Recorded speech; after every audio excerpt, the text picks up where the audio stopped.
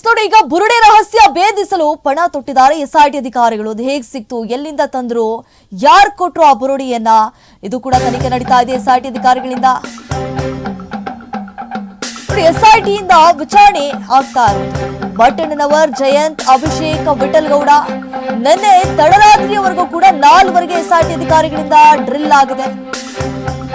DGP Pranav Mohanty ಅವರ ನೇತೃತ್ವದಲ್ಲಿ ವಿಚಾರಣೆಯಾಗಿತ್ತು. 150ಕ್ಕೂ ಹೆಚ್ಚು ಪ್ರಶ್ನೆಗಳಿಗೆ ಹೇಳಿಕೆಯನ್ನ ಪಡೆದಿದ್ದಾರೆ ಎಸ್ಐಟಿ ಅಧಿಕಾರಿಗಳು. ಬರೋಬ್ಬರಿ 150 ಪ್ರಶ್ನೆಗಳನ್ನ ಎಸ್ಐಟಿ ಅಧಿಕಾರಿಗಳು 4ರ ಮುಂದಿಟ್ಟಿದ್ರು. ಆ ಸಂದರ್ಭದಲ್ಲಿ ಅವರು ಏನೇ ಹೇಳಿಕೆಗಳನ್ನ ಕೊಟ್ಟರು ಕೂಡ ಅದನ್ನೆಲ್ಲವನ್ನ ಕೂಡ ದಾಖಲಿಸಿಕೊಂಡಿದ್ದಾರೆ. ಸೊ ಬುರುಡೆ ರಹಸ್ಯವನ್ನ ಭೇದಿಸಲು ಈಗ ಎಸ್ಐಟಿ ಅಧಿಕಾರಿಗಳು ಪಣ ತೊಟ್ಟಿದ್ದಾರೆ. ಎಸ್ಐಟಿ ಅಧಿಕಾರಿಗಳಿಗೆ ದೊಡ್ಡ ತಲೆನೋವಾಗಿ ಪರಿಗಣಿಸಿದೆ ಈ ಒಂದು ಪ್ರಕರಣ. ನಿಜಕ್ಕೂ ನಿರಂತರವಾಗಿ 15 ದಿನಗಳಿಂದ ಎಸ್ಐಟಿ ಅಧಿಕಾರಿಗಳು ಡ್ರಿಲ್ ಮೇಲೆ ಡ್ರಿಲ್ ನಡೆಸುತ್ತಿದ್ದಾರೆ. ಈಗಾಗಲೇ ಚಿನ್ನಯ್ಯನನ್ನ 10 ದಿನಗಳ ಕಾಲ ವಿಚಾರಣೆಗೆ ಒಳಪಡಿಸಿದ್ರು. ಯಾಕಂದ್ರೆ ಆತನೇ ತಂದಿದ್ದಂತಹ ಬುರುಡೆ ಅದು ಎಲ್ಲಿಂದ ತಂದ, ಹೇಗ್ ಸಿಕ್ತು,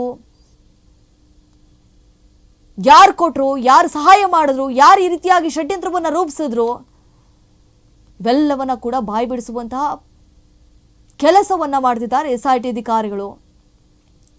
ಈಗ ಬುರುಡೆ ರಹಸ್ಯವನ್ನ ಭೇದಿಸಬೇಕು ಅಂತ ಹೇಳಿ ಪಣ ತೊಟ್ಟು ನಿಂತು ಬಿಟ್ಟಿದ್ದಾರೆ. ಇವತ್ತು ಕೂಡ ಎಸ್ಐಟಿ ಅಧಿಕಾರಿಗಳಿಂದ ನಿರಂತರವಾಗಿ ವಿಚಾರಣೆ ನಡೀತಾ ಇದೆ. ಇವತ್ತು ಹಾಗೆ ಮಟ್ಟಣ್ಣನವರು ವಿಚಾರಣೆಗೆ ಹಾಜರಾಗಿದ್ದಾರೆ ಬೆಳ್ತಂಗಡಿ ಪೊಲೀಸ್ ಠಾಣೆಗೆ. ಇವತ್ತು ಕೂಡ ಕೆಲವೊಂದಿಷ್ಟು ಪ್ರಶ್ನೆಗಳನ್ನ ಅವ್ರ ಮುಂದೆ ಇಡ್ತಾರೆ.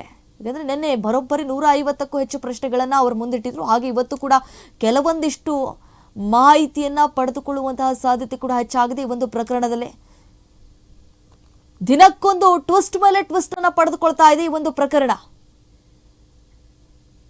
ಇವತ್ತು ನಡೀತಾ ಇದೆ ಎಸ್ಐಟಿಯಿಂದ ವಿಚಾರಣೆ. ಮಟ್ಟಣ್ಣನವರ್, ಜಯಂತ್, ಅಭಿಷೇಕ್, ವಿಠಲ್ ಗೌಡ ಈ 4ರನ್ನ ಒಟ್ಟಿಗೆ ಕೂಡಿಸಿಕೊಂಡು ವಿಚಾರಣೆಗೂ ಕೂಡ ಒಳಪಡಿಸಲಾಗಿದೆ.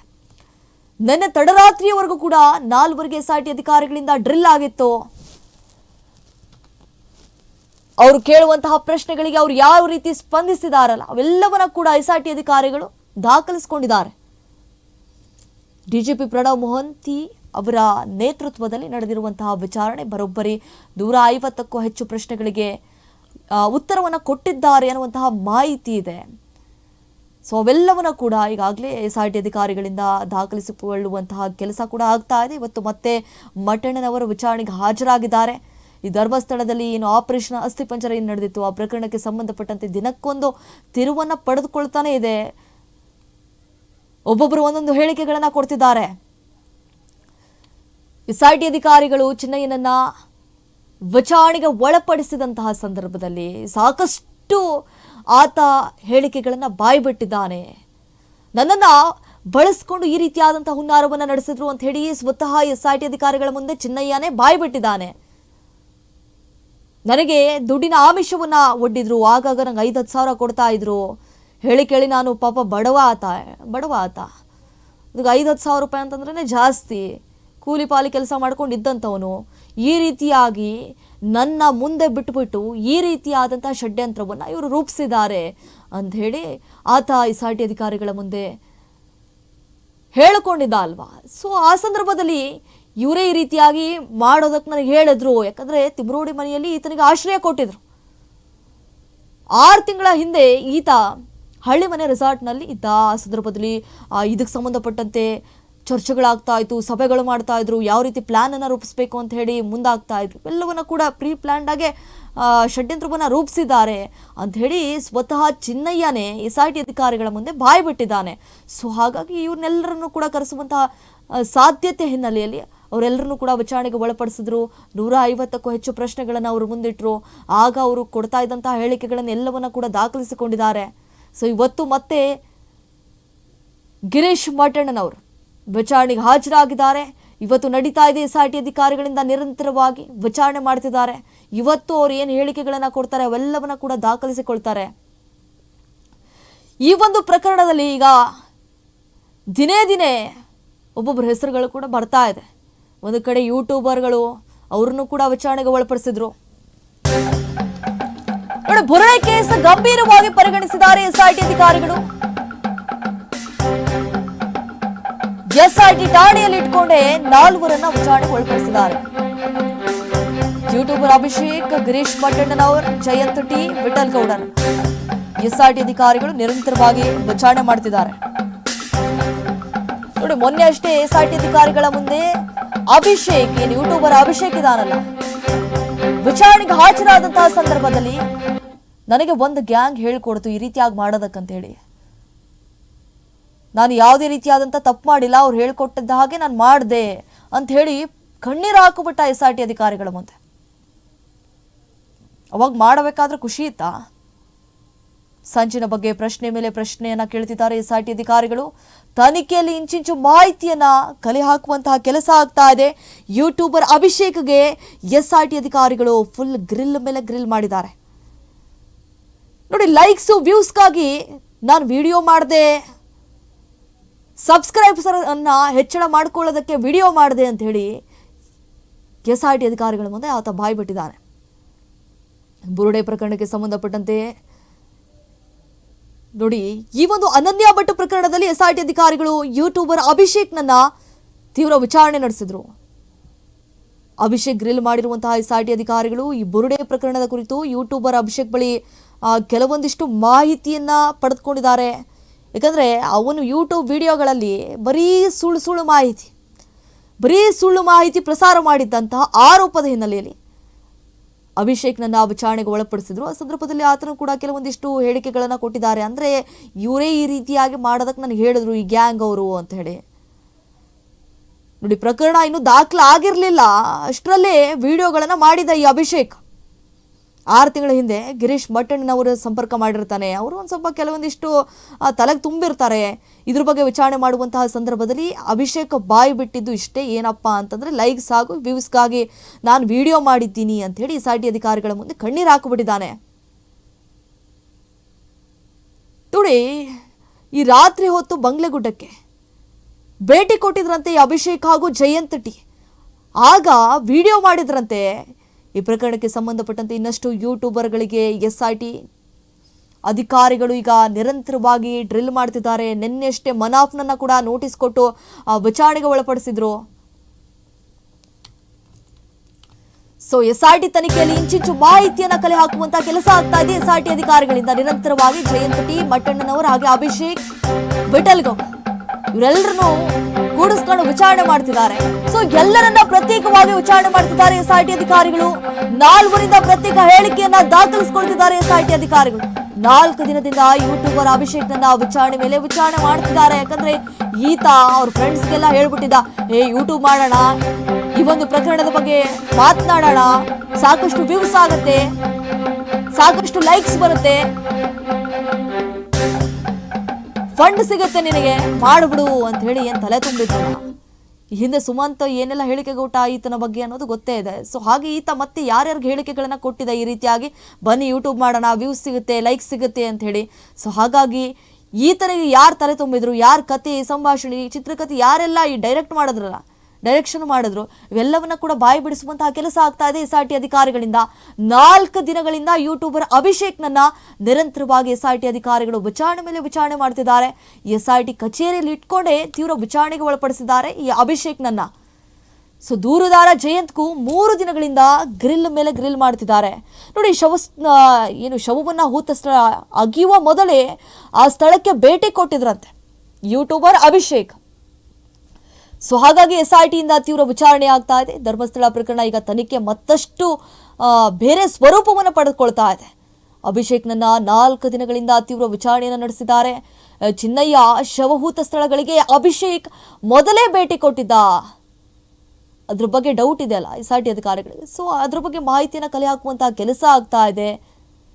ಸಾಕಷ್ಟು ಮಾಹಿತಿಯನ್ನ ಕಲೆ ಹಾಕುವಂತಹ ಕೆಲಸ ಆಗ್ತಾ ಇರುವಂತದ್ದು ಅಭಿಷೇಕ್ನಿಂದ. ನೋಡಿ, ಯೂಟ್ಯೂಬರ್ಗೆ ಸುಜಾತಾ ಭಟ್ ಸಂಪರ್ಕ ಇದ್ರಂತೆ, ಅವರು ಕೂಡ ಸಂಪರ್ಕ ಇದ್ರಂತೆ ಈತನಿಗೆ. 4-5 ತಿಂಗಳ ಹಿಂದೆ ಅಭಿಷೇಕ್ ಸುಜಾತಾ ಭಟ್ ಸಂದರ್ಶನ ಮಾಡಿದ್ರು. 4-5 ತಿಂಗಳ ಹಿಂದೆ ಈ ಅಭಿಷೇಕ್ ಹೋಗಿ ಸುಜಾತಾ ಭಟ್ ಅವ್ರಿಗೆ ಕೇಳಿ ಒಂದು ಸಂದರ್ಶನ ಕೊಟ್ಬಿಡಿ ಅಂತ ಹೇಳಿ. ಸೊ ಆಕೆ ಕೊಟ್ಟಿದ್ಲು ಸಂದರ್ಶನ.